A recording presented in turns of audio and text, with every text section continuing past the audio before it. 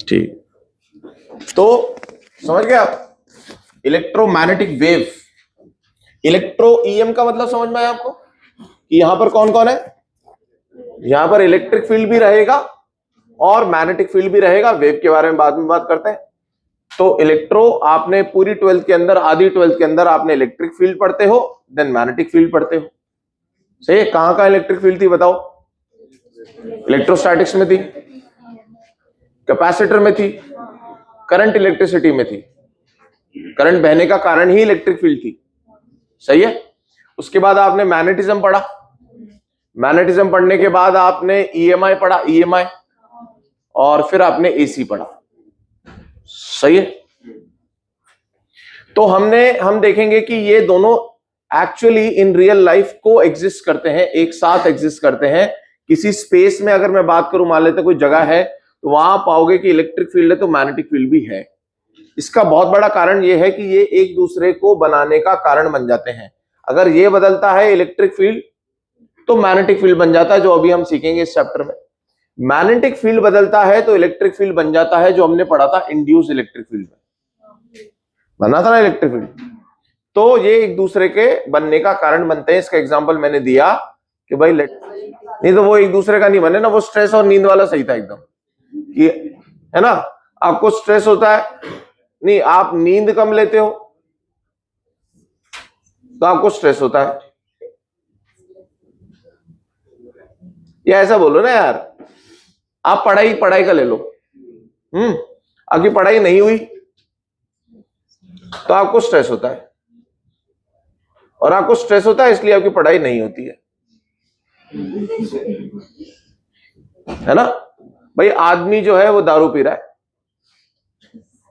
क्यों पी रहा है? उससे पूछा भाई क्यों पी रहा है, तो दारू, तो बोल रहा है मेरे पास पैसों की कमी है, इसका मुझे स्ट्रेस है ना। पैसे की कमी के कारण वो अपना, पैसे की कमी के कारण क्या कर रहा है बेटा, वो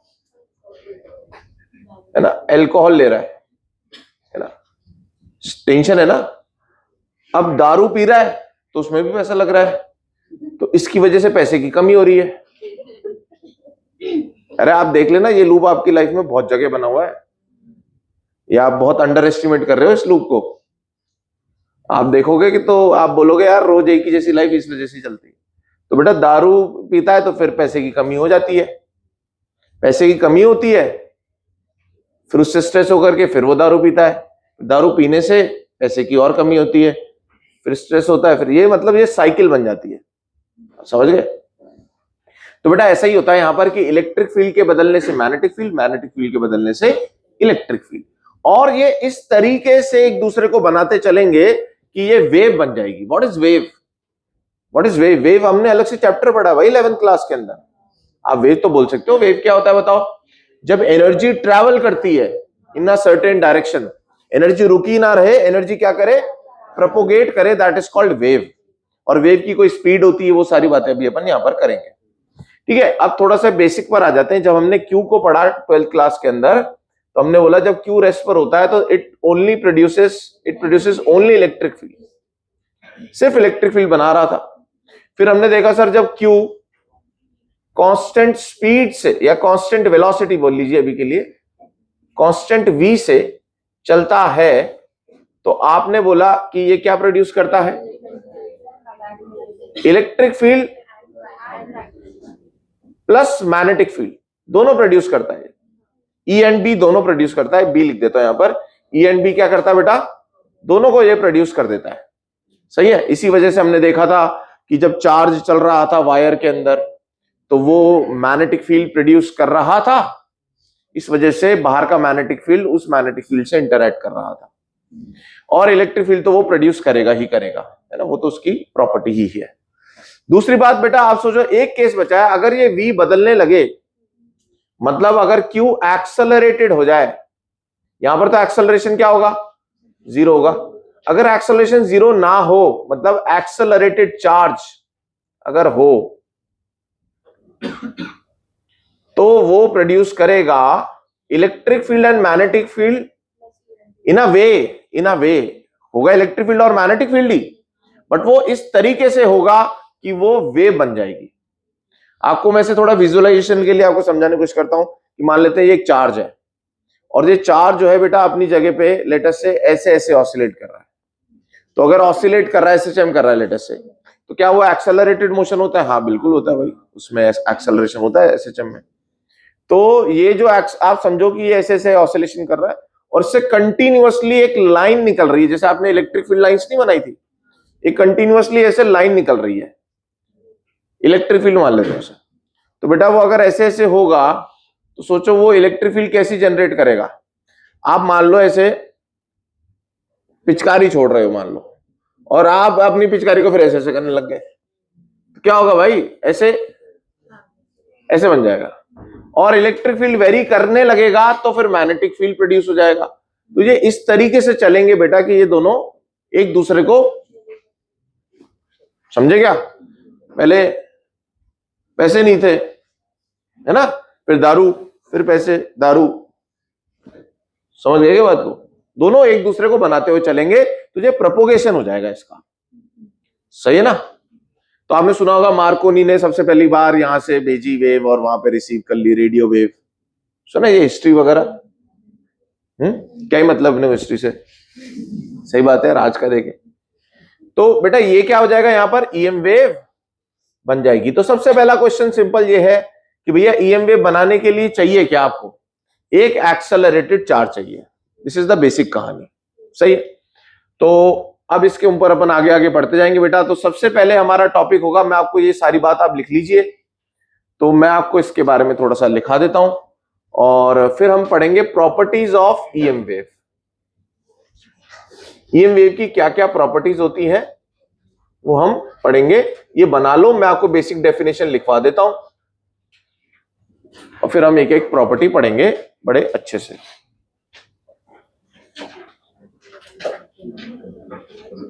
तो ऐसा बेटा पढ़ाई में आप लोगों के साथ होता ही है कि आपको पढ़ाई नहीं होती है तो आपको स्ट्रेस होता है, स्ट्रेस होता है तो फिर पढ़ाई नहीं होती है, फिर पढ़ाई नहीं होती है। अभी मान लो आप बैठे हो और आपने बोला, सोचने लगे आप कि यार पढ़ाई नहीं हो रही है, खराब चल रहा है, तो ऐसे मूड के अंदर कौन पढ़ाई करने वाला है? इतना नेगेटिव मूड के अंदर जब मुझे लग रहा है कि कुछ हो ही नहीं रहा तो मैं तो नहीं पढ़ने वाला भाई, तो मैं पढ़ाई फिर नहीं करूंगा।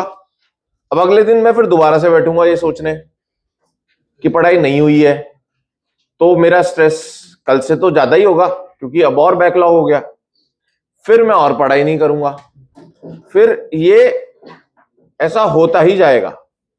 तो इसका सॉल्यूशन क्या है? फिर दिमाग मत लगाओ, पढ़ाई करो भाई, दिमाग मत लगाओ, पढ़ाई करो। एक मैं रील देख रहा था तो मैं बोल देता हूं, क्या पता किसी के एक जने काम आए। उसने ऐसा ग्राफ बनाया, ऐसा ऐसा, यहां वो लोग हैं जो बिल्कुल डम्ब होते हैं, so they are happy, these are, ये वो लोग होते हैं जो आईपीएल देखते हैं, अरे मतलब फुल ऑन, मतलब चलो आईपीएल हटा देता हूं भाई, तुम्हारा हो जाएगी। ये वो लोग होते हैं जो बिग बॉस देखते हैं, है ना? ये वो लोग होते हैं जो बिग बॉस देखते हैं और फिर डिस्कस करते हैं, इंस्टाग्राम के रील्स पर कमेंट करते हैं, मतलब ये बिल्कुल मजे लेने वाले लोग होते हैं, इनका दिमाग ज्यादा नहीं चलता है, ये मजे ले रहे हैं जिंदगी के, और ये ब्लेस्ड लोग हैं, इन्हें जीवन का मतलब समझ में आ चुका है। सही बात है। तो ये लोग बेटा हमेशा खुश रहेंगे, आप इनको टेंशन दे ही नहीं सकते, ठीक है? फिर अब यहां जो लोग होते हैं, ये ना, ये जो पीक बन रहा है ये स्ट्रेस का पीक है, ठीक है? यहां वो लोग होते हैं जो ये समझ जाते हैं कि भैया एक्शन लो, इसके अलावा कुछ नहीं है, इसके अलावा ये दिमाग लगाते ही नहीं है, इसके अलावा इनका दिमाग चलता ही नहीं है। कई लोग आपने देखोगे तगड़े परफॉर्मर, सुबह उठा है भाई रात तक लगा ही पड़ा है ना, सब कुछ अच्छा चल रहा है, बोल रहे भाई ऐसा कैसे कर रहा है यार, ये इतनी सारी चीजें कैसे मैनेज कर लेता है? वो सोच नहीं रहा, नो थिंकिंग, इसको पता है कि थिंकिंग से कुछ नहीं होने वाला, ये एक्शन लिए चल रहा है, ना ये एनालाइज कर रहा है ना ये कुछ कर रहा है, सारी चीजें इसका लक वक सारे इसके काम कर रहे हैं क्योंकि ये सोच ही नहीं रहा लक होता क्या है। ठीक है, अब यहां आ जाते बेटा अपने एनालिसिस वाले लोग जो कर रहे हैं एनालिसिस, ये कर रहे हैं एनालिसिस फुल ऑन। अरे भाई कल ऐसा हुआ था इसलिए ऐसा हुआ था, कल मैं ये करूंगा तो फिर ऐसा हो जाएगा। ये कर रहे हैं फुल ऑन एनालिसिस और ये एक्शन लेते हैं कम और ये थिंकिंग करते हैं ज्यादा। ये लोग हमेशा परेशान रहेंगे और इन्हें कोई बहुत तगड़ी सक्सेस भी नहीं मिलेगी, क्योंकि ये अपना टाइम कहां वेस्ट कर रहे हैं, यहां वेस्ट कर रहे हैं।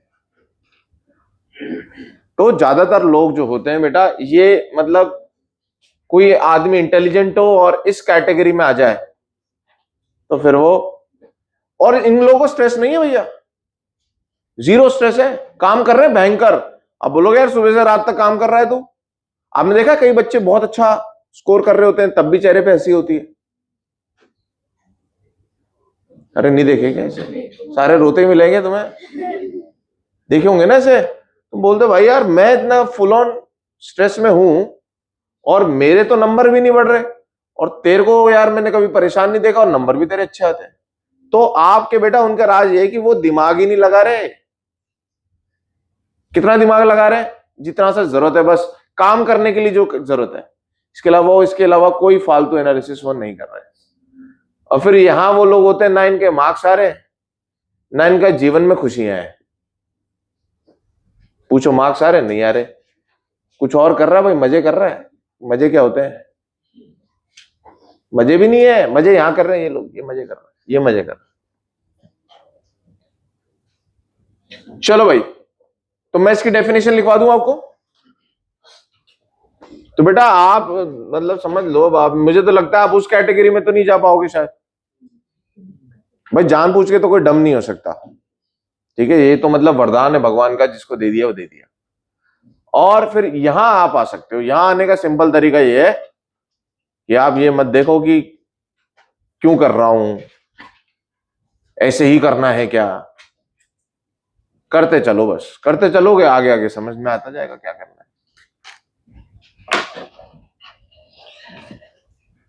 हाँ भाई, ईएम वेव की डेफिनेशन लिखते हैं, लिखें। EM waves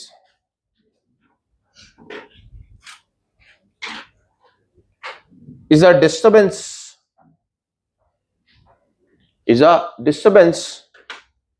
which propagates in space, which propagates with space, propagates in space with time, with the combination of electric and magnetic waves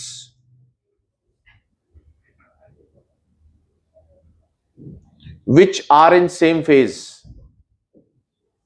मैं सब समझाऊंगा आपको, सेम फेज क्या है क्या नहीं है। which are in same phase, full stop। in EM wave, E comma B comma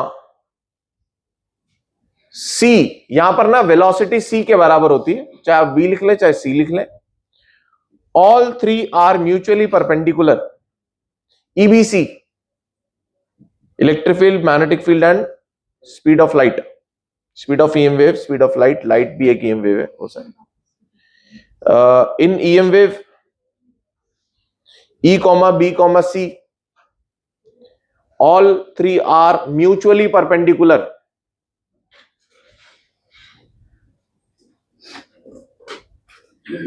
ठीक है, नेक्स्ट लाइन में लिखें, next as variation of E comma B are perpendicular to the direction of propagation of wave, direction of propagation of wave, comma, it is a transverse wave, it is a transverse wave। समझ रहे हो, बहुत छोटी छोटी बातें। Transverse wave है, E B C तीनों क्या है, म्यूचुअली परपेंडिकुलर। देखते बेटा मैं आपको जो समझाना चाह रहा हूं प्रैक्टिकली इस बात को समझे। लेट अस से बेटा ये है हमारी एक्स एक्सिस, ये है हमारी वाई एक्सिस, और ये है हमारी Z axis. This is are Z axis, ठीक है। तो लेट अस से बेटा वेव जा रही है इस डायरेक्शन में। किस डायरेक्शन में जा रही है? इस डायरेक्शन में जा रही है। This is C, this is direction of C. तो ऐसा कुछ हो रहा होगा कि जो इलेक्ट्रिक फील्ड है लेट अस से वो वाई डायरेक्शन में है, और जो आपकी मैग्नेटिक फील्ड है वो जेड डायरेक्शन में है। तो ये तीनों कैसे हो गए? Mutually perpendicular. मतलब अगर मैं यूं जा रहा हूं तो इलेक्ट्रिक फील्ड कैसे वेरी कर रही है? लेट अस से ऐसे वेरी कर रही है, ऐसे कर लो। इलेक्ट्रिक फील्ड ऐसे कर रही है तो मैग्नेटिक फील्ड फिर ऐसे कर रही है। अगर इलेक्ट्रिक फील्ड को ऐसे मान लिया तो फिर मैग्नेटिक फील्ड ऐसे कर रही है। बोलो सही है क्या? तो बेटा ये तीनों कैसे होने चाहिए? Mutually perpendicular. ये बात समझ में आई आपको? अब बात यह है कि ये जो इलेक्ट्रिक फील्ड है ना और जो मैग्नेटिक फील्ड है वो कांस्टेंट इलेक्ट्रिक फील्ड नहीं है, उसका वेरिएशन है। क्या है? वेरिएबल है। क्योंकि आपको पता है ना कि वेरिएबल होगी तभी ये इसको प्रोड्यूस करेगी, ये इसको प्रोड्यूस करेगी। अभी सारी कहानी बनने वाली है। तो बेटा ये जो इलेक्ट्रिक फील्ड और मैग्नेटिक फील्ड है ना, these are not constant values, these are variable values. अब कोई चीज वेरी कर रही है तो वो किसी फैशन या किसी इक्वेशन को फॉलो करेगी। तो वो जो फैशन या इक्वेशन है बेटा वो एसएचएम की है। कौन सा फैशन है? एसएचएम। एसएचएम से तो हम बहुत वाकिफ है यार, हमने इसी में भी दोबारा फेजर वगैरह पढ़ लिया था। तो बेटा इलेक्ट्रिक फील्ड की जो इक्वेशन आती है, ध्यान से सुनिएगा। अच्छा, जैसे जैसे मैं आगे बढ़ रहा हूं वेव के अंदर, तो वेव की इक्वेशन कैसे लिखूंगा बताइए, मुझे बताइए। तो मुझे याद है sir x is equals to a sine omega t minus k x plus five, ऐसे करके कुछ। तो बेटा इसको इलेक्ट्रिक फील्ड की वेव बोल दूंगा मैं। तो अगर मैं यहां बनाना चाहूं तो इलेक्ट्रिक फील्ड की वेव कुछ ऐसे बनने वाली है, ऐसा। और अगर मैं मैग्नेटिक फील्ड की वेव बनाना चाहूं तो मैग्नेटिक फील्ड की वेव कुछ ऐसे लेटी हुई जेड में बनने वाली है। समझ में आया क्या? दोनों ही वेरी कर रही हैं, विद समय वेरी कर रही हैं। बोलो यार वेव की शेप ऐसी बनाते थे ना। तो बेटा इसकी इक्वेशन लिखते हैं वो अपन। अब आप देखो बेटा, क्या आपको लग रहा है दोनों के टाइम पीरियड सेम है? देखो t/2 t/2 time period same, मतलब दोनों का ओमेगा सेम है। सही है? अच्छा, दोनों का ओमेगा सेम है। अच्छा, मेरे को ये लग रहा है कि दोनों का फेज भी सेम है। दोनों की 0 0 वैल्यू एक साथ है। फिर ये z में पीक पे जाता है, ये y में पीक पे जाता है। फिर दोनों 0 एक साथ होते हैं। फिर ये z के इधर वाले पीक पे जाता है, ये y के इधर वाले पीक पे जाता है। बोलो सही है क्या? तो ये कहना कि दोनों सेम फेज में, ये बात समझ में आई आपको? तो मैं इनकी इक्वेशन लिखता हूं बेटा। इलेक्ट्रिक फील्ड की जो इक्वेशन आ रही है वो आ रही है E नॉट सम, इसका amplitude sign omega t minus k x. बोलो यार। अब आप बोलोगे सर E किस में वेरी कर रहा है? E is varying in y direction. और क्योंकि ये जो वेव है ये x में चल रही है तो यहां x आया। बहुत ध्यान दीजिएगा इस बात पे, ठीक है। कई बार इसे के एक्स माइनस ओमेगा टी भी लिखा जा सकता है, उससे कोई फर्क नहीं पड़ रहा, फेज का फर्क होता है बस, ठीक है। अच्छा, ई तो लिख लिया बेटा। बी किस डायरेक्शन में वेरी कर रहा है? जेड में। इसका भी कुछ बी नॉट होगा बेटा, साइन ओमेगा सेम रहेगा, why because time period same है, फ्रीक्वेंसी सेम है। टाइम माइनस के बेटा 2 पाई बाय लैम्डा होता है। अगर फ्रीक्वेंसी सेम, मीडियम सेम है तो लैम्डा भी सेम, तो के भी सेम ही आ गया। क्या आपको समझ में आ रहा है कि दोनों का फेज डिफरेंस 0 है? कैसे बेटा फेज कैसे होता है? ये वाला फेज होता है, देखो। So they are in same phase. ये बात समझ में आई आपको? देखो बी जेड में वेरी कर रहा है पर यहां आया एक्स है। क्यों एक्स आया है? क्योंकि जो वेव है वो एक्स में आगे बढ़ रही है। तो दोनों की इक्वेशन में बेटा यहां पर एक्स आया है। तो इक्वेशन देख के हमें, यहां की इक्वेशन देख के बेटा, इसको देख करके हमें समझ में आता है कि जो वेलोसिटी है वो किस डायरेक्शन में है। अरे बोलो, यहां जो x लिखा है तो x डायरेक्शन में, अगर यहां जैसे y या z लिखा होता तो z में चल रही होती वेव। बताओ भाई, इसको देख के क्या समझ में आ रहा है बेटा? Direction of wave. क्या समझ में आ रहा है? और अगर आपको और डिटेल में जाना है तो बेटा इनके कोफिशिएंट क्या है, प्लस और माइनस दोनों है, तो इसका मतलब प्लस एक्स में जा रही है। दोनों कोफिशिएंट सेम होते तो माइनस एक्स में जा रही होती, वही वेव वाली कहानी। सही बात है। अब मुझसे किसी ने पूछा सर एक बात बताओ, ये बात तो सही है, इन दोनों का आपस में कोई लेना, इन तीनों का आपस में कोई लेना म्यूचुअली परपेंडिकुलर है, क्या ई और बी में कोई रिलेशन है क्या? कुछ तो रिलेशन शायद होगा सर। तो बेटा इन दोनों के बीच में रिलेशन है बड़ा शानदार, E naught by B naught is C. E naught by B naught is C. तो आप देखो सी की कितनी बड़ी वैल्यू होती है, 3 इंटू 10 की पावर 8। तो बेटा ई नॉट देखो बी नॉट से कितना बड़ा है, समझ रहे हो? बहुत बड़ी वैल्यू है ये। कितना, 3 लाख होती है, कितनी हो रही है, कितना हो गया? 30 करोड़, जो भी है 30 करोड़। तो बेटा E naught is 30 crore time of B naught. मतलब आपको यहां ऐसा दिखेगा कि यार इलेक्ट्रिक फील्ड बहुत मजबूत है with respect to magnetic field. Electric field का जो एम्पलीट्यूड है, समझ रहे हो, 30 करोड़ गुना बड़ा है किसके मुकाबले? बी के एम्पलीट्यूड के मुकाबले। तो आपको ऐसा लग रहा होगा इसे देख करके कि यार इलेक्ट्रिक फील्ड तो बहुत ज्यादा होनी चाहिए ईएम वेव के अंदर, और मैग्नेटिक फील्ड तो बहुत कम होनी चाहिए। और थोड़ी देर बाद हम देखेंगे कि दोनों same amount of energy carry कर रहे हैं। अगर एनर्जी के टर्म्स में नापा जाए तो जितनी इलेक्ट्रिक फील्ड के कारण एनर्जी है उतनी ही मैग्नेटिक फील्ड के कारण एनर्जी है। तो मैग्नेटिक फील्ड का मैग्नीट्यूड कम है पर स्टिल वो उतनी ही एनर्जी बना देगा जितनी इलेक्ट्रिक फील्ड एनर्जी दे रहा है। समझ में आया क्या? ये बेटा बहुत अच्छा फॉर्मूला है, लिख लीजिए। अच्छा, एक फॉर्मूला और, जो सी होता है ना, सी का एक फॉर्मूला बेटा 1/रूट म्यू नॉट एप्सिलॉन नॉट। देखो यार, दोनों आ गए, दोनों आ गए। ये कहां पढ़ा था? मैग्नेटिज्म में। और ये कहां पढ़ा था? इलेक्ट्रोस्टैटिक्स के अंदर। सही है। तो जो सी की वैल्यू है ना बेटा, इस फॉर्मूले से निकाली जाती है। आपको म्यू नॉट की वैल्यू पता है 4/10⁻⁻7। इसकी थी 8.85 10⁻⁻12। ये वैल्यू यहां पुट करोगे तो सी की वैल्यू 3 इंटू 10⁻8 आ जाती है। बोलो यार, यहीं से एक और फॉर्मूला बनाया बेटा अगर वी का।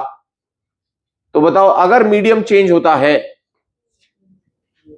अगर मीडियम चेंज होता है, ये तो किस में आ गया? वैक्यूम में आ गया। यार ये रिकॉर्ड कर रहा है क्या? दिख रहा है बेटा इधर का? तो अगर बेटा अगर मेरे को मीडियम चेंज करना है तो बताओ क्या हो जाएगा? म्यू नॉट की जगह क्या आ जाएगा बेटा? म्यू आर एक्स्ट्रा आ जाएगा। यहां पर यहां क्या आ जाएगा? Mu naught mu r. Mu लिखेंगे वो इसके से, एप्सिलॉन नॉट एप्सिलॉन आर। अरे बोलो बेटा, 1/रूट म्यू नॉट और एप्सिलॉन नॉट से तो सी आता है, तो क्या आ जाएगा बताओ? इसको मैं मिटा दे रहा हूं, डेल्टा फाई 0 यहां लिख दे रहा हूं। बताइए v बराबर क्या आ जाएगा बेटा? सी अपॉन, और रूट में कौन फंसा रह जाएगा? Mu r. ये भी फॉर्मूला बन गया। सही है क्या? म्यू आर डिपेंड करता है, आपने देखा था अलग अलग 1+i वाली कहानी, है ना। और एप्सिलॉन आर आपको पता है कि क्या होता है? डाइलेक्ट्रिक कांस्टेंट होता है, कितने अमाउंट से इलेक्ट्रिक फील्ड घट गया।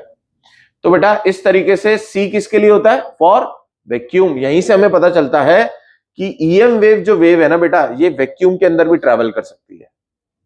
किसके अंदर ट्रैवल कर सकती है? साउंड वेव जो है that can not travel in vacuum. Why? Because वो मैकेनिकल वेव थी। वो कौन सी वेव थी? Mechanical wave. मैकेनिकल वेव का मतलब क्या? जिसे चलने के लिए मीडियम की जरूरत हो।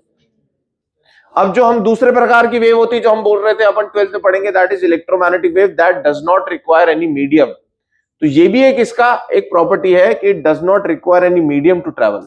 इसका एक बहुत अच्छा एग्जांपल दिया जाता है कि भाई सन से हमारे तक सनलाइट पहुंचती है, बीच का रास्ता जो है, बहुत बड़ा रास्ता जो है, वो वैक्यूम है, वहां पर कुछ भी नहीं है, पर फिर भी वो लाइट हम तक पहुंचती है।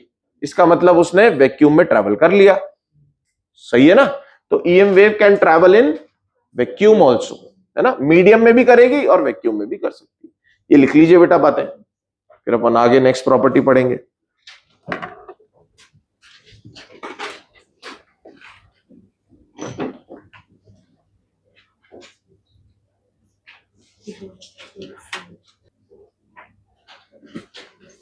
EM वेव,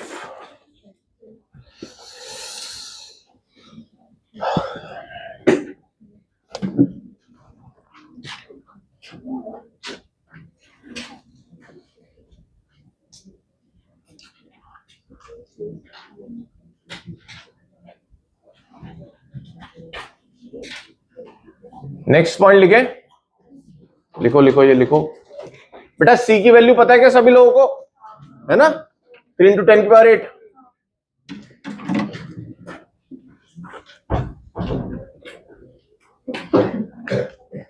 नेक्स्ट लिखे,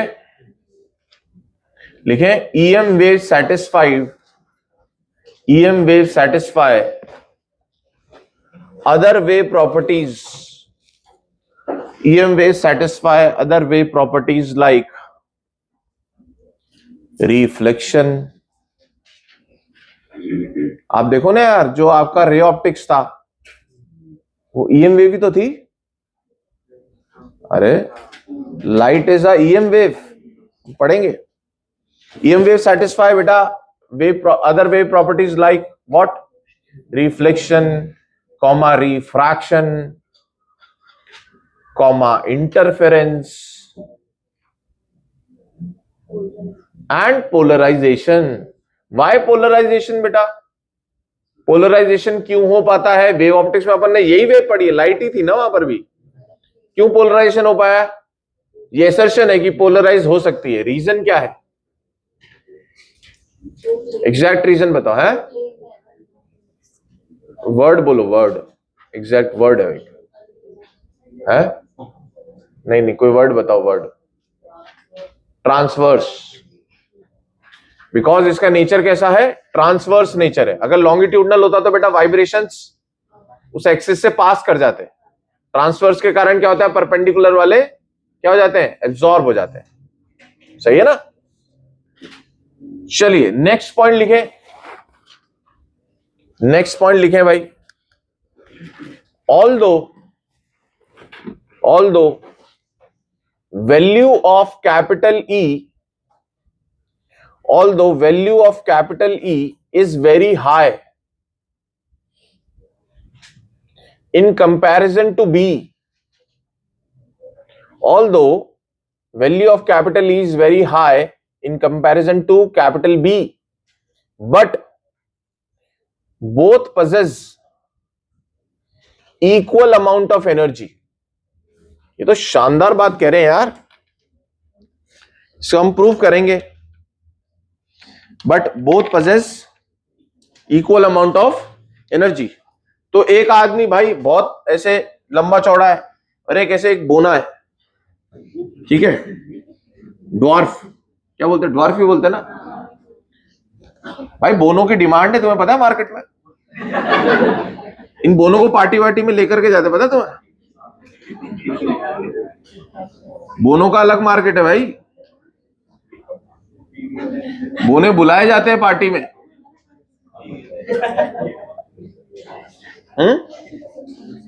बोनों को अंडर एस्टिमेट मत करो भाई।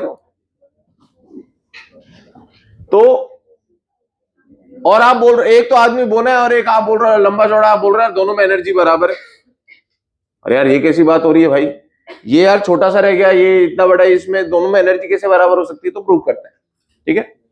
तो मुझे बताओ बेटा, आपने इलेक्ट्रिक फील्ड एनर्जी डेंसिटी पढ़ी है?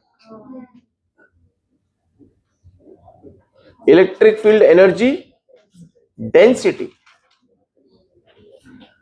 बताएं बेटा क्या फॉर्मूला था इसका? ये होती थी पहले तो ये बताओ, ये होगी बेटा electric field energy per unit volume. सही है ना?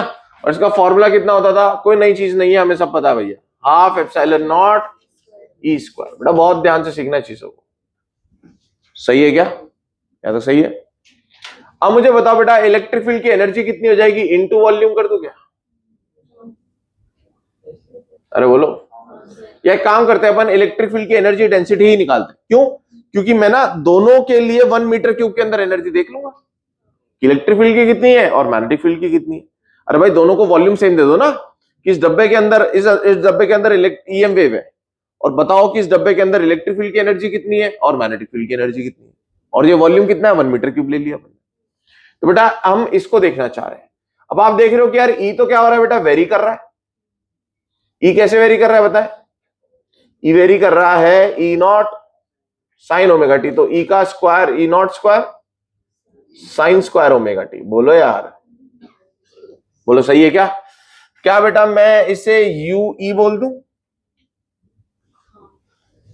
याद आ रहा है आपको? Small you upon energy density के लिए यूज कर लेते हैं। तो बेटा मुझे बताओ, ये तो एनर्जी डेंसिटी वेरी कर रही है, तो मैंने बोला अगर ये कोई चीज वेरी कर रही है तो इसकी एवरेज वैल्यू जवाब दे दो। बेटा ये है, तो बेटा मैंने क्या बोला, इसकी एवरेज वैल्यू निकालने की कोशिश करते हैं। तो यहां भी एवरेज लगा दिया। इस एवरेज से कौन कौन बाहर निकल गया जल्दी बताओ? कांस्टेंट बाहर आ गया। बोल रहा भैया हमारा तो वही है, हम तो वही है। बेटा ये एवरेज लग किस पे गया फाइनली? जिसकी वैल्यू बताओ कितनी होती है? हाफ होती है। इसी में पढ़ चुके अपन। तो इसकी वैल्यू अगर मैं हाफ पुट कर दूंगा तो यहां कितना आ जाएगा 1/4। मतलब एक डब्बे के कारण, एक डब्बे के अंदर 1 मीटर क्यूब का एक डब्बा है, उसके अंदर एवरेज इलेक्ट्रिक फील्ड कितनी एनर्जी दे रही है? ये 1/4 epsilon not E naught square. बताइए सही है? अब मैं यू बी निकालता हूं बेटा। यू बी बताए बेटा, फटाफट बोलो। यू बी में हाफ का हाफ ही रहता है, नीचे म्यू नॉट आ जाता है, ऊपर बी स्क्वायर आता है।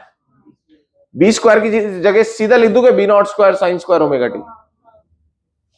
B naught square sine square omega T. अब बेटा अगेन यहां पर एवरेज वैल्यू निकालने में फायदा है। एवरेज लगाया, ये सब बाहर आ गए तो यहां एवरेज आ गया। कितना है ये वही अगेन हाफ वैल्यू देगा, हाफ हाफ 1/4। बताइए। अब मैंने बोला यार ये तो दोनों अलग अलग वैल्यूज हैं, तो हमने बोला यार क्या ई नॉट और बी नॉट में कोई रिलेशन है हमारे पास? हाँ है। तो एक काम करते हैं, बी नॉट की जगह ये पुट करके देखते हैं बेटा, बी नॉट बराबर ई नॉट बाय सी, कंपेरिजन करने के लिए। ठीक है, तो मैंने इसको क्या पुट करके देखा? 1/4 नीचे म्यू नॉट, और बी नॉट की जगह क्या लिख सकता हूं बेटा मैं? E naught by C. E naught by C करोगे तो E naught square by C square, और सी स्क्वायर को मिटा करके 1/रूट म्यू नॉट एप्सिलॉन नॉट, तो ऊपर म्यू नॉट एप्सिलॉन नॉट हो जाएगा।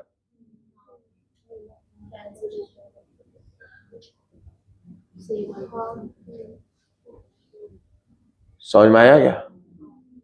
तो बेटा ये दोनों वैल्यूज तो क्या आ गई? बराबर आ गई। मतलब इसका मतलब यू ई बराबर यू बी। तो मुझे बताओ टोटल कितना बोल सकते हो आप? यू टोटल का एवरेज, हम एवरेज की ही बात कर रहे हैं। पता है बेटा ये भी एक्स है, ये भी एक्स है, तो 2x। तो अगर इसको 2 टाइम्स करोगे तो ये कितना हो जाएगा? अगर इसके टर्म्स में लिखना चाहो तो 1/2। बताइए। अगर कोई बच्चा चाह रहा है मैं बी नॉट के टर्म्स में लिखूं, है दोनों बराबर ही। समझ में आया क्या? या तो 2 टाइम्स इलेक्ट्रिक फील्ड की एनर्जी लिख करके कह दो, या 2 टाइम्स मैग्नेटिक फील्ड की एनर्जी लिख करके कह दो, क्योंकि दोनों क्या है बेटा? बरोबर। ठीक है, बरोबर हिसाब होगा। लिखो।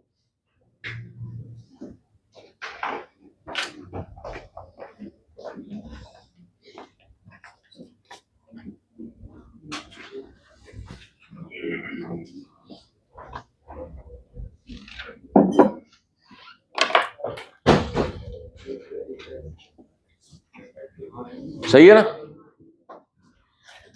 मैं चाहूंगा बेटा कि आप ये फॉर्मूला याद कर लें।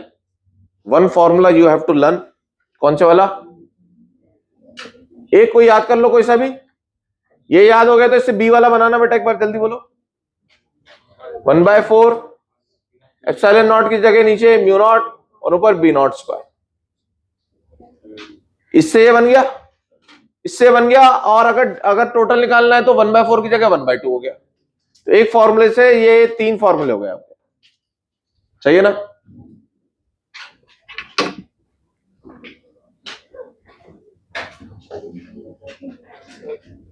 ठीक है,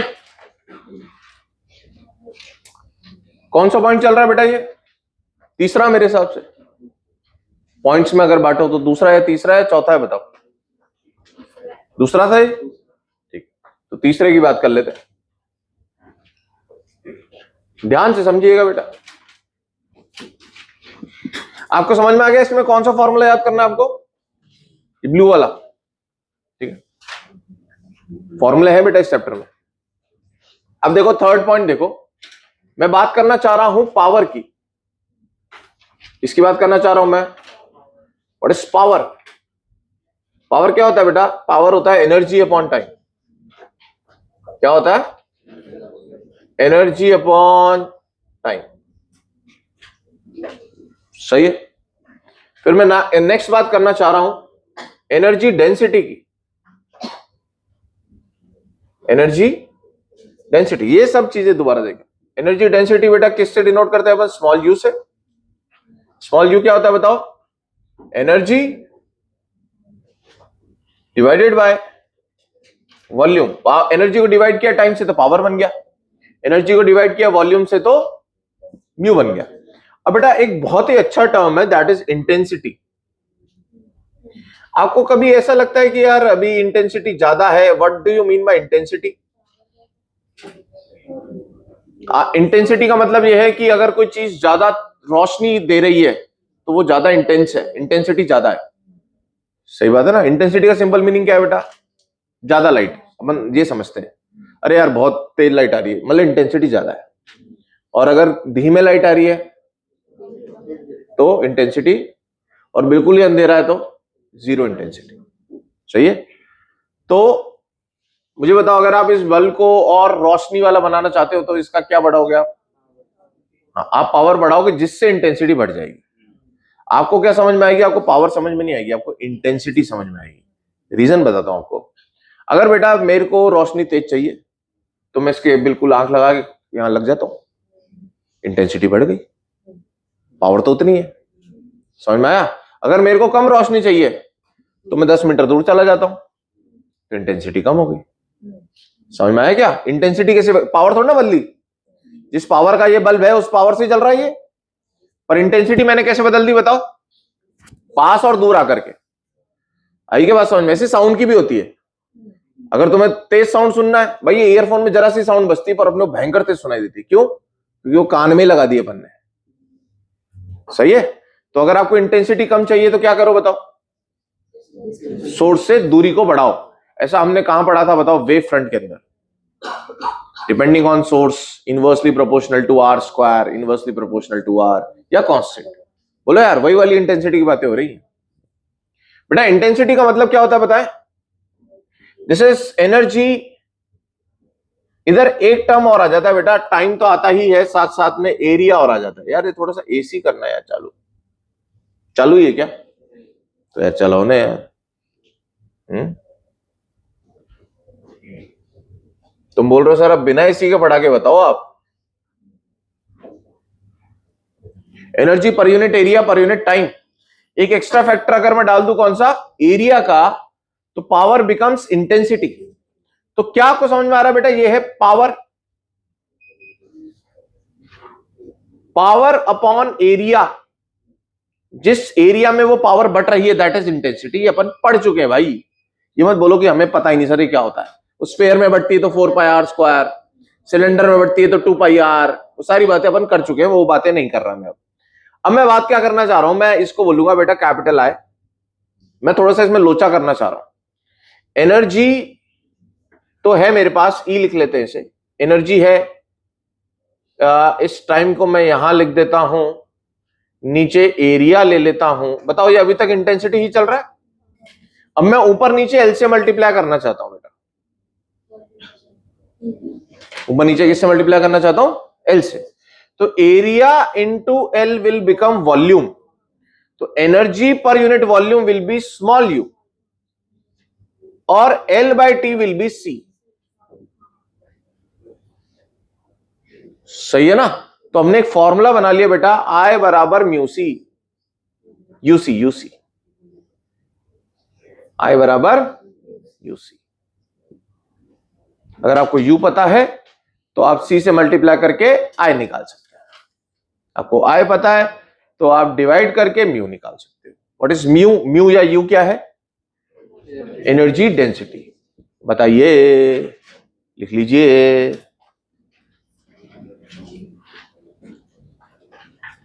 इधर हमने पावर के बारे में बात करी, एनर्जी डेंसिटी के बारे में बात करी और इंटेंसिटी के बारे में बात करी। कौन सा फॉर्मूला याद करना है? जो मैं ऐसे बॉक्स में बंद कर रहा हूं वही फॉर्मूला आपको याद करने हैं बस।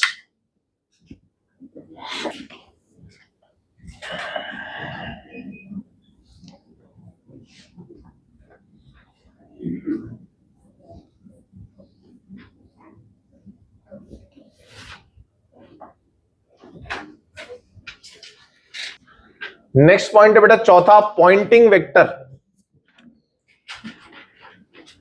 पॉइंटिंग वेक्टर नाम है POYNTING वेक्टर।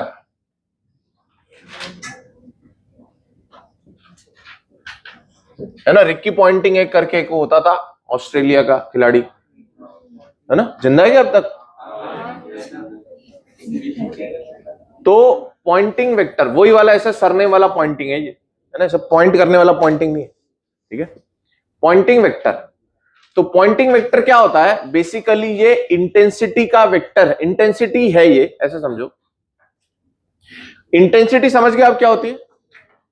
सही है।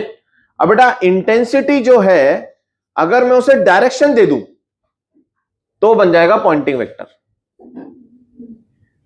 इंटेंसिटी को क्या दे दूं मैं कि भैया इंटेंसिटी तो है पर ये इंटेंसिटी या ये वेव कैसे ट्रैवल कर रही है, किस डायरेक्शन में, तो intensity with direction is called Poynting vector. ठीक है, तो लिखें एक बार इसे, इंटेंसिटी विद डायरेक्शन। तो इससे अलग से क्यों पढ़ रहे हैं? क्योंकि इसमें इंटेंसिटी को क्या दे दिया, इंटेंसिटी अदरवाइज क्या था, स्केलर क्वांटिटी था, इंटेंसिटी को हम डायरेक्शन देना चाह रहे हैं। Intensity with direction is pointing vector. सही है, मतलब जो इसका मैग्नीट्यूड होगा वो तो क्या होगी बेटा, इंटेंसिटी, और जिसका डायरेक्शन होगा, वेक्टर नहीं है, इसका डायरेक्शन होगा डायरेक्शन ऑफ वेव प्रोपोगेशन। इसका डायरेक्शन क्या होगा, डायरेक्शन ऑफ वेव होगा। बताओ यार, लिख लो यार, direction is direction of wave.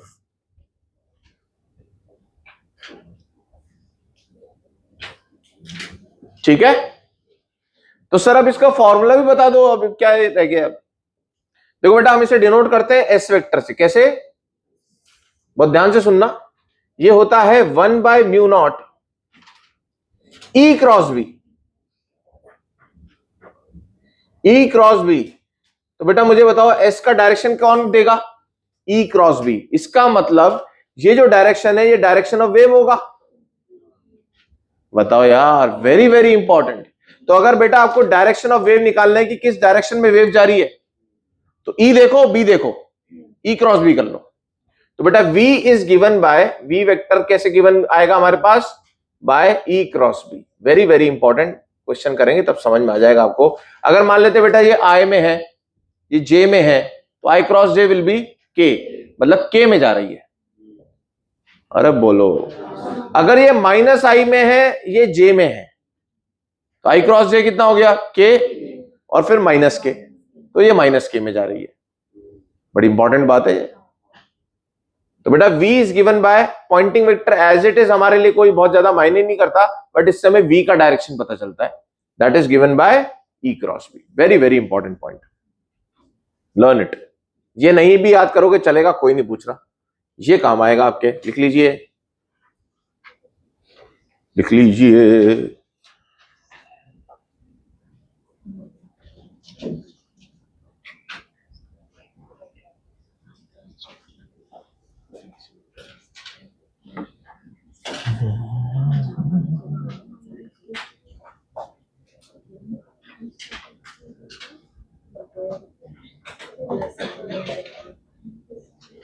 ठीक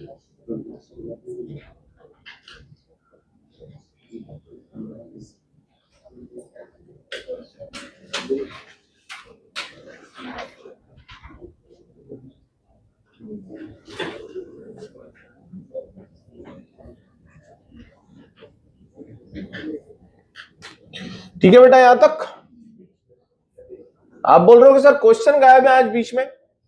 क्वेश्चन बेटा इस चैप्टर को पढ़ने की स्ट्रैटेजी ये है कि पहले अपन पूरा मसाला पढ़ ले ताकि आपको क्लियर रहे भाई क्या क्या है, फिर क्वेश्चन बाद में करते हैं लास्ट। अब सुनो भाई, नेक्स्ट प्रॉपर्टी इज, आपने वो पढ़ा था रिफ्लेक्शन वाली कहानी, मैंने आपको इसलिए बोला था कि आप वो सब पढ़ के आना। तो एक नेक्स्ट पॉइंट है रेडिएशन प्रेशर। मुझे लगता है इसके बारे में बात कर चुका हूं मैं। कहां बात करी थी बताओ, याद आ रहा है? I/C मोमेंटम होता है, मोमेंटम चेंज होता है फोटोन थ्योरी से। बेटा हमने पढ़ा है कहां पर बेटा? फोटोन की जहां आपने थ्योरी पढ़ी थी, please see it, refer. I/C, 2I/C, completely reflecting, completely absorbing. समझ में आई बात? सो मेरे पास इसमें नया बताने का कुछ भी नहीं है आपको, समझ में आया? तो जो फॉर्मूले आपने वहां रेडिएशन प्रेशर के पढ़े थे, एज इट इज फॉर्मूले यहां पर अपन उनको कॉपी कर लेते हैं। मतलब जो रेडिएशन प्रेशर वाली जो इसकी थ्योरी है ना, वो हम इसको कौन से नेचर से प्रूव करते हैं बताओ? इसके पार्टिकल नेचर से। तुम सोचो कितनी बड़ी बात है। पढ़ हम ईएम वेव रहे हैं, हम वेव पढ़ रहे हैं, पर उसका एक पार्ट हम किससे पढ़ रहे हैं? पार्टिकल नेचर से। अरे बोलो यार, सही है ना? क्योंकि डुअल नेचर है यार।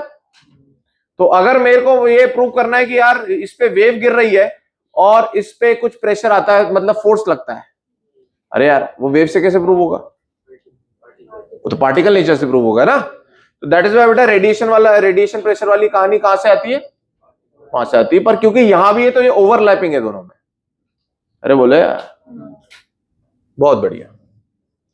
अब आ जाते हैं हम इसके दूसरे पार्ट पे। This was first part of this chapter. This was कौन सा पार्ट बताओ? पहला पार्ट ऑफ दिस चैप्टर। अब हम नेक्स्ट पढ़ेंगे बेटा, next part of this chapter, that is displacement current. Second part of this chapter starts, क्या है नाम? Displacement current.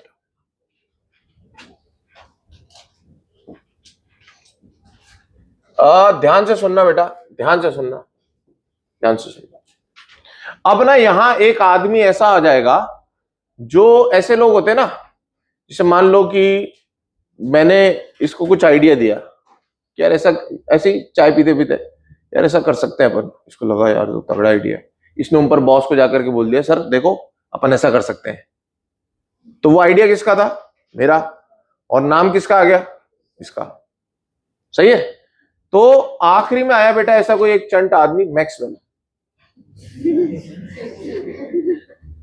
भाई देखो ना यार, मुझे बताओ, आज जो आप टेक्नोलॉजी यूज कर रहे हो, जो पुराने, अब ये जो फोन यूज कर रहा है टेक्नोलॉजी, इससे पुराने जो मॉडल्स रहे होंगे, वो प्रिविलेज तो इसको मिला ही है ना यार। वो सारी टेक्नोलॉजी तो इसने यूज कर ही रहा होगा, साथ में एक्स्ट्रा कुछ यूज कर रहा होगा। तो जो आपसे बोला जाता है ना कि अरे यार, आपको पेरेंट्स टालने के लिए क्या बोलते होंगे? मम्मी ये फोन दिला दो, मम्मी ये चीज दिला दो। मम्मी बोलती होंगी, हमें तो यही बोलते थे, इसे बोल पीसी दिला दो। बेटा अभी थोड़ा सा रुक जा, लेटेस्ट वाला लेंगे। थोड़ा सा रुक जा, लेटेस्ट वाला लेंगे, है ना? ऐसा क्यों होता है? लेटेस्ट वाले में क्या होता है बेटा कि आप जब बाद में कोई चीज लेते हो ना, तो उसमें पहले वाली सारी चीजें आपको मिल जाती हैं। तो ये फायदा उठाया मैक्सवेल ने, क्योंकि इनका जन्म बाद में हुआ था। तो इन्होंने क्या करा, इस बात का पूरा फायदा उठाया इन्होंने क्या करा, जो पुरानी सारा चैप्टर था ना इलेक्ट्रिक फील्ड से मैग्नेटिक फील्ड तक का, इन्होंने अपने नाम पे डाल दिया बेटा। इन्होंने अपने नाम पे डाल दिया, क्योंकि आपने एक लॉ पढ़ा था, एम्पेयर सर्किटल लॉ। अरे रियल लाइफ में ना बेटा, आप वर्ल्ड पॉलिटिक्स भी पढ़ोगे, हर चीज में ना, जैसे अपन नहीं लड़ते झगड़ते छोटी छोटी बातों पे, भाई तूने ऐसे कैसे बोल दिया, तेरे को बुलाया था मैंने, तू आया नहीं ना, अब भाड़ में जाते। नहीं, एक्चुअली में बड़े बड़े लेवल पर भी यही सभी होता है। भाई तूने घूर के कैसे देख लिया मेरे को, अब देख तू, ठीक है यार मैं आया था तब तूने मना कर दिया, अब देख नहीं रहे ट्रम्प में और ये, है ना। तो ऐसा ही होता है बेटा। आपको लगता है कि सर हम बहुत छोटी छोटी बातों पे लड़ते झगड़ते हैं, अबे सब इन्हीं छोटी बातों पे लड़ रहे झगड़ रहे हैं। तो बेटा ऐसा ही होता है, मतलब मैं ये बोलना चाह रहा हूं कि साइंटिस्ट में भी ऐसा ही होता है। तो हमारे पास कौन से थे, एम्पियर सर्किटल लॉ था, याद आ रहा है आपको। अब भाई किसी ने पहले लॉ बनाया है तो आने वाले बेटा अगर उसे कुछ तो गलतियां निकाल ही देंगे ना यार। पर इसने अगर बनाया ही नहीं होता तो आगे आने वाले क्या कर लेते भाई। किसी के करे हुए काम में तो गलती निकालना बहुत आसान है, नया काम करना बड़ा मुश्किल है। तो मैक्सवेल ने बेटा इसमें गलती निकाल दी। मैक्सवेल ने क्या करा, इसमें गलती निकाल दी। जैसे इसमें गलती निकाल दी फिर क्या करा इन्होंने, इसकी हिस्ट्री होगी पूरी कि भैया उन्होंने फिर ये सारे अपने अंडर ले लिए। कौन से, लॉज ऑफ इलेक्ट्रोमैग्नेटिज्म। भैया पूरी 12th क्लास की पहली किताब मेरे को दे दो, मेरे नाम से छापो। आई बात समझ में। तो देखो गलती क्या निकली, अब ध्यान से समझना बेटा, यहीं से डिस्प्लेसमेंट करंट का जन्म होता है। अब देखो यहां पर हमारे पास एक सर्किट था, बोलो यार, था ना, था ना बेटा।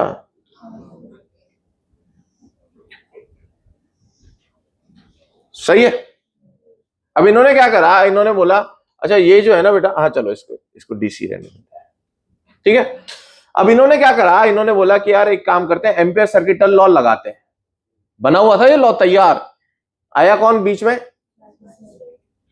इसने बोला कि शायद कुछ इसमें गड़बड़ हो सकती है। तो उन्होंने क्या बोला, इन्होंने बोला यार यहां पर अपन एक लूप मानते हैं। लेट अस से बेटा ये करंट जो है ये जा रहा है, ऐसा करंट जा रहा है इसमें से, तो ये वाला कौन सा करंट होता है इसको बोलते, अगर क्योंकि अब करंट भी दो प्रकार के हो गए, अरे करंट तो एक ही होता था, अब नया नाम दे दिया डिस्प्लेसमेंट करंट। तो इस वाले करंट को अपन ने कंडक्टिंग करंट बोल दिया, जो कि किस कारण से होता है, इलेक्ट्रॉन्स के फ्लो होने के कारण होता है, जो अपन ने पढ़ चुका है, सिंपल सा करंट। इन्होंने बोला अच्छा यार एक बार ना यहां निडल रखते हैं, या निडल मैग्नेटिक निडल रखते हैं। तो उन्होंने बोला यार यहां पे डिफ्लेक्शन आ रहा है, क्यों आ रहा है भाई, एम्पियर सर्किटल लॉ बिल्कुल सही था। किसी की बेइज्जती करनी हो तो क्या करो, पहले उसे सही प्रूव करो, पहले उसकी तारीफ करो, सही है ना। यार तू बहुत अच्छा कर रहा है यार, देख तू कितना, मतलब बच्चे को अगर बेइज्जती करनी बच्चे की तो पहले उसको बोलो बेटा तू बहुत अच्छा कर रहा है, ठीक है, तू कर सकता है, तू कर लेगा। इतना होने के बाद वो थोड़ा सा, और फिर जो बोलना बोल लो, फिर उल्टा नहीं है, पहले आपने बेइज्जती कर दी फिर अच्छा बोला तो वो तो बोलेगा सर आप कंपनसेट कर रहे हो। ये तरीके है। किसी की बेइज्जती करोगे कैसे करोगे बताओ, पहले तारीफ कर दो फिर जम के बेइज्जती करो उसकी, सही है। अपन गलती क्या करते हैं, सिर्फ बेइज्जती, अरे उल्टा भी नहीं, अपन सिर्फ बेइज्जती करते हैं भाई। अपन मतलब मैं, है ना। नहीं मैंने पर्सनल वार नहीं किया ना, किसी पर्सनल वार नहीं किया ना, पर्सनली तो कोई उठाओ नहीं ना मुझसे। मैं मेरे पिन चुप होता हो भाई घर जाकर, पर्सनली ना ना। अमन तो यार, अरे अमन लड़का है भाई, अमन को क्या बुरा लगेगा, मतलब मर्द है यार, मर्द को थोड़ा दर्द होता है भाई। लड़कियों के मामले में थोड़ा सा रिस्की रहता है, बाकी तो आप लोग कुछ नहीं बोल रहे ना बेटा।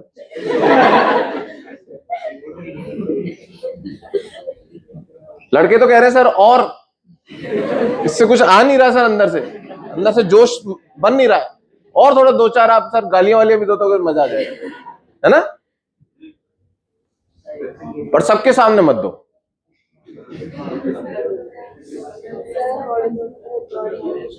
रिकॉर्डिंग बंद हो गई, ये समझ गया भैया, से ब्लर करना है अब। अरे ये बेटा हो गया इसका काम खत्म।